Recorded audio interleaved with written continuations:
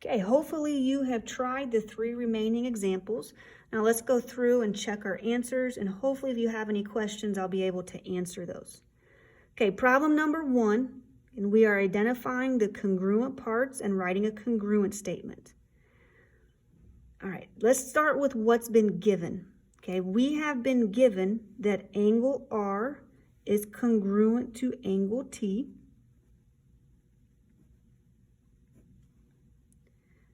We have been given that side RS is congruent to side ST. They both have 1 hash mark.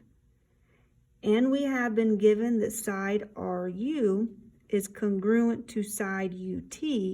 They both have 2 hash marks. Now this time we're missing several parts. Okay, let's start with our third side. Notice there are 2 triangles, triangle RUS and triangle TUS. Both of these triangles share side US. If I were to separate the 2 triangles, each triangle would contain that side. So what I know is that side US for the top triangle is congruent to side US for the bottom triangle. They're the same side, so they have to be congruent to each other. Next, we were also given that segment SU is perpendicular to segment RT. Perpendicular lines intersect to form right angles. So this means I have 2 right angles, 1 in each triangle, which means those angles are congruent to each other. Now, we cannot just say angle U is congruent to angle U because I'm not sure which angle we're referring to. We have to use 3 letters.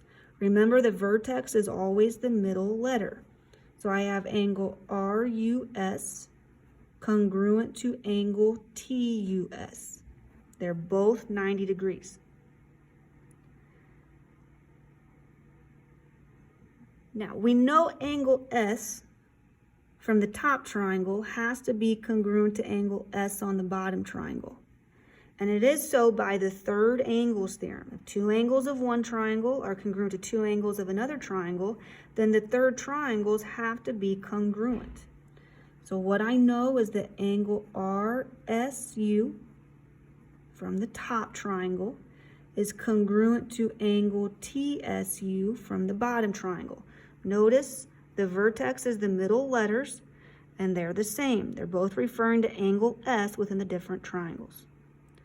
Now I have 6 corresponding congruent parts. The triangles are congruent, and I can make a congruent statement. So I have triangle. I'm going to say RUS. Now, be a little more careful naming your second triangle. R had 1 arc, and it's the first letter. So T has 1 arc, must also be the first letter. The second letter is U, has the right angle. Same for the bottom triangle. S has 3 arcs at the top triangle. S has 3 arcs at the bottom triangle. So triangle RUS is congruent to triangle TUS. Problem number 3. If triangle ITP is congruent to triangle NGO, find the values of X and Y. Okay, now if you look at our picture, we have all the information we need in triangle ITP, and we don't have a lot of information in triangle NGO. But I do notice the side NG has 2 variables, and angle O only has 1. So I'm going to start with angle O at 6y minus 14. Now, notice in our congruent statement, angle O is the last letter. In the first triangle, angle P is the last letter. So that means that angle O and angle P are congruent to each other. And when they're congruent, they are equal. So I can set 6y minus 14 equal to 40. Solve the equation for y. I have 6y is equal to 54. Divide both sides by 6, and y is equal to 9.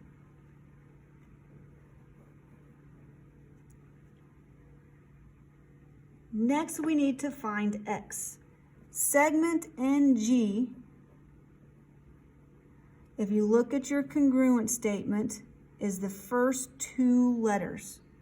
That means it's congruent to the segment that's the first two letters in the other triangle, which is IT. So I know NG is congruent to IT, and IT is 7.5. So I can set x minus 2y equal to 7.5. Y is 9. Substitute x minus 2 times 9 is equal to 7.5, and solve the equation. Simplify first and add 18 to both sides, and x equals 25.5.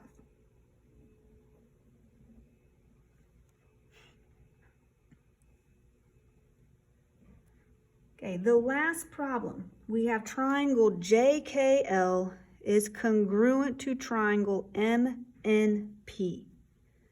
I need to draw a triangle.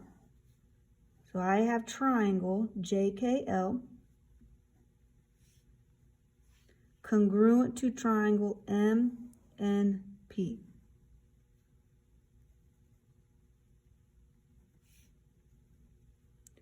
I'm told that JK is 12, LJ is 5, PM is 2x minus 3,